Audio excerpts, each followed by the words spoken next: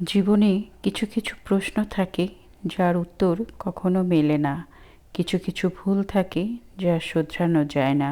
আর কিছু কিছু কষ্ট থাকে যা কাউকে বলা যায় না। পরিস্থিতি মানুষকে অনেক কিছু শেখায়। একা চলতে শেখায়, নিজের পায়ে দাঁড়াতে শেখায়, বাস্তবতা শেখায়, চেনা মুখোশের আড়ালে অচেনা মানুষ চিনতে শেখায়।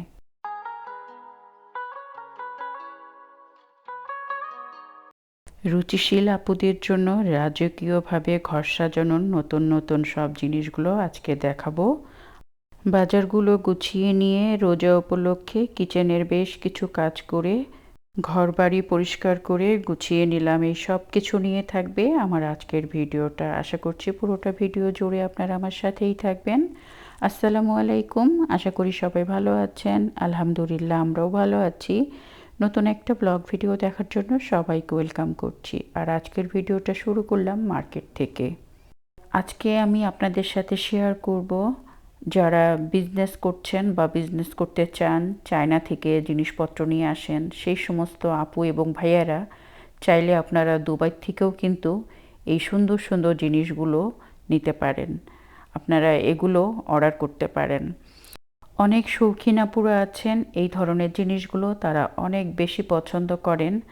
আমি এখন বাংলাদেশে বা অন্যান্য জায়গার অনেকগুলো ব্লগ দেখি, তারা ঘর সাজানো জিনিসপত্রগুলো আমাদের সাথে যেগুলো শেয়ার করে সেগুলোর অনেকগুলো কোয়ালিটি খুব ভালো, অনেকগুলোর কোয়ালিটি খুবই খারাপ। তবে মধ্যবিত্ত ফ্যামিলির জন্য এই ধরনের জিনিসগুলো খুবই উপকারী। ঘর সাজানোর জিনিসগুলো এগুলো কিন্তু খুবই সুন্দর। অনেকে মনে করেন আমি মধ্যবিত্ত, আমাকে কোনো স্বপ্ন দেখতে নেই, আমার অনেক কিছু স্বাদ আছে কিন্তু সাধ্য নেই। আজ মধ্যবিত্ত বলেই আমার অনেক স্বপ্নই অপূর্ণ। তাদের জন্য আজকের এই সুন্দর সুন্দর প্রোডাক্টগুলো আমি দেখাচ্ছি। আপনারা চাইলে এগুলো কিন্তু নিতে পারেন, অর্ডার করতে পারেন। এই যে কি সুন্দর সুন্দর ঘর সাজানোর জিনিস। আর মেয়েরা কিন্তু ঘর সাজানোর জিনিসের প্রতি একটু দুর্বলতা তাদের বেশিই থাকে। এই ধরনের জিনিসগুলো দিয়ে কিন্তু শুধু যে মধ্যবিত্তরাই ঘর বাড়ি সাজায় তা না, যারা আর্থিকভাবে স্বাবলম্বী বা যাদের অনেক কিছু আছে তারাও কিন্তু এগুলো কিনে নিয়ে সুন্দর করে ঘর সাজায়। এই যে দেখতে পাচ্ছেন কি সুন্দর একটা কাঠের ব্যাংক, আমি তো দেখে পুরাই ফিদা। আর এই যে এই জিনিসগুলো বাংলাদেশে কিন্তু প্রচুর দাম দিয়ে দেখছি বিক্রি করছে। এইগুলো হোলসেল মার্কেট থেকে যদি কিনে নিয়ে আপনারা বিজনেস করতে চান, আপনাদের কিন্তু একদম তার অর্ধেক দামে, যেগুলো আমি দেখছি অনলাইনে সেগুলোর থেকে অর্ধেক দামে কিন্তু এগুলো দিয়ে আপনারা বিজনেসের কাজ শুরু করতে পারেন। আসলে আমিও মাঝে মধ্যে বিজনেস করতে চাই, কিন্তু আমার ওই যে ঘরের মানুষটা সে একদমই পছন্দ করে না। সে সবসময় আমাকে মানা করে যে না, এগুলো করতে হবে না। কিন্তু আমার খুব ইচ্ছে করে যে মানুষ কত কিছুই না বিজনেসে দেখায়, একটু কোয়ালিটিফুল একটু ভালো জিনিস যেগুলো আনকমন সেগুলো যদি আমরা আমাদের মানে ঘর বাড়িতে রাখি, দেখতে কিন্তু ভালো লাগে। আর একদম নিম্ন কোয়ালিটির যেগুলো দেখতে একদম ভালো লাগে না, সবসময় রাস্তাঘাটে সবসময় দেখা যায় ওই ধরনের জিনিসপত্রগুলো কিনে ঘর সাজাতে আমার তো ভালো লাগে না। আর আমার নিজের মানে কারোর বাসায় এগুলো দেখলেও আমার ভালো লাগে না। তবে এগুলো আপনাদেরকে দেখালাম, এগুলো কিন্তু খুবই রিজনেবল প্রাইসে, খুব সস্তায়। এগুলো কিন্তু যারা বিজনেস করতে চান তারা এগুলো নিতে পারেন।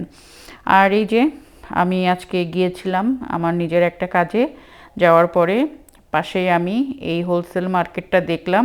দেখে আর মেয়ে মানুষ বুঝতেই পাচ্ছেন, এগুলো দেখলে তো সেখানে ঢুকবেই। ঢুকে আমি দেখলাম, ভাবলাম যে আমি একটা ভিডিও তৈরি করি। যারা বিজনেস করতে চাচ্ছেন, দুবাই থেকে মালপত্র কিনতে চান, তারা আপনারা চলে আসতে পারেন বা আপনারা এগুলো কিনতে পারেন। কিনলে আপনাদের বিজনেসের লাভই হবে, লস হবে না। কারণ এগুলো খুবই রিজনেবল প্রাইস, আর বাংলাদেশে এগুলো খুব চড়া দামে বিক্রি হয় দেখছি।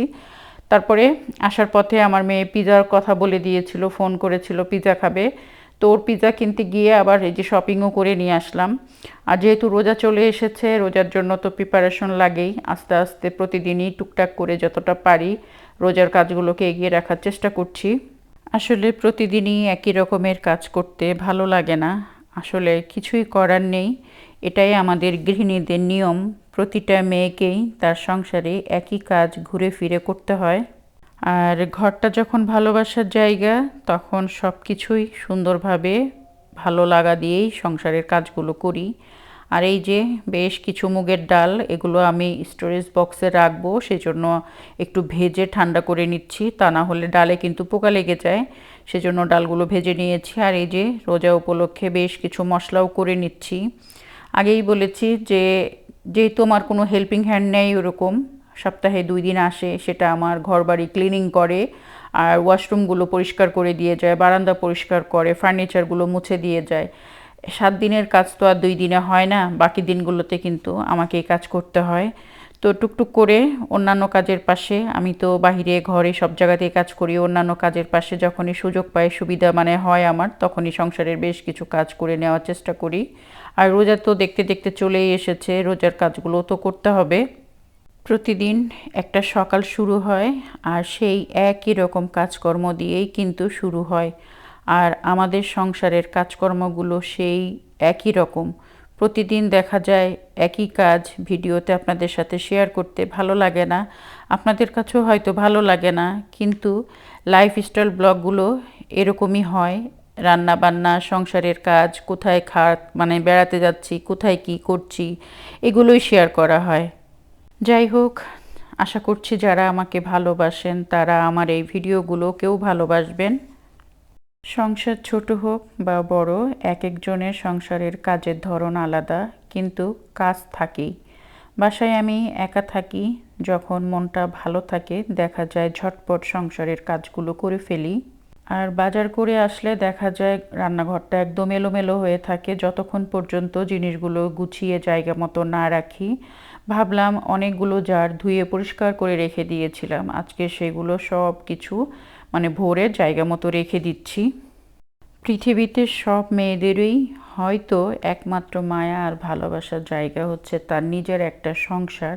আর এই সংসারের কাজ করতে কিন্তু মেয়েরা কিন্তু কোনো দিনও বলে না আমি খুব ক্লান্ত আর পারছি না। হাসি মুখে ভালোবাসা দিয়ে কিন্তু সংসারের কাজগুলো আমরা সবাই কম বেশি করে থাকি।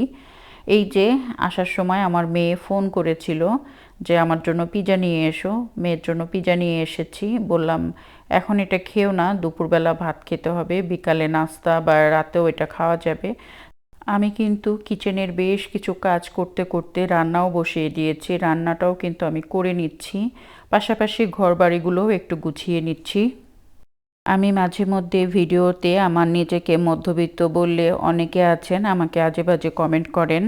একটা কথা কি জানেন, আমরা দূর থেকে অন্যের জীবনযাত্রা দেখে আফসোস করি, ভাবি যে যদি এমন হতো আমার জীবনটা, অনেক টাকা পয়সা, বাড়ি গাড়ি, আসলে সুখ কোথাও নেই। আমরা কুঁড়ে ঘরে থাকলে বড় বাড়ি দেখে আফসোস করি, আর যারা বড় বাড়িতে থাকে তারা মনে করে কুঁড়ে ঘরের মানুষগুলোই বেশি শান্তিতে। আসলে সুখ কোথাও নেই, সুখ দুঃখ সব কিছুই নিজের মনের ব্যাপার। কেউ অল্প খেয়ে পরেও সুখী হয়, আবার কেউ বেশি কিছু পেয়েও খুশি হয় না। আপনি যদি অল্পতেই খুশি হয়ে থাকেন তাহলে ভাববেন আপনি পৃথিবীর সব থেকে বেশি সুখী মানুষ। আমরা মানুষ যত পাই তত চাই, মন থেকে কখনোই সুখী হতে পারি না, কারণ আমরা মন থেকে কখনোই আল্লাহর শুকরিয়া আদায় করি না, যার জন্য আমরা সব সময় যারা একটু ভালো পজিশনে আছে বা ভালো খায় পরে তাদেরকে দেখলে আফসোস করি। আসলে আফসোস করতে হয় না, সবসময় আল্লাহর শুকরিয়া আদায় করতে হয় যে আল্লাহ আমাকে যেভাবে রেখেছে আলহামদুলিল্লাহ আমি ভালো আছি। তো যাই হোক, আমি সুন্দর করে আমার ঘরবাড়িটাও একটু মুছে গুছিয়ে পরিষ্কার করে নিলাম। আর রাতে আমাদের এক জায়গায় দাওয়াত আছে, মানে রেস্টুরেন্টে দাওয়াত আছে। তো এই যে রেডি হয়ে নিচ্ছি, এখনই বের হব। তো এই যে চলে এসেছি, আজকে আমাদেরকে যেই ভাই বাচ্চাটা নিয়ে যাচ্ছে উনি আজকে আমাদেরকে দাওয়াত করেছে, ওই ভাইয়ের দাওয়াতে আমরা আজকে রেস্টুরেন্টে এসেছি। আর কি বলবো বলেন, এই রেস্টুরেন্টের খাবারগুলো এত টেস্টি, আমার মেয়ে আসার পরে আমরা এখানে 3বার খেয়েছি। তারপরে এই যে ওদের যে পরিবেশন, এটা দেখলেই মনে হয় যে মানে ক্ষুধা বেড়ে যায় আর ভালো লাগে। পরিবেশটাও খুবই সুন্দর, একদম পরিপাটি গুছানো, নিট অ্যান্ড ক্লিন, আর খাবারগুলোও তো খুবই টেস্টি।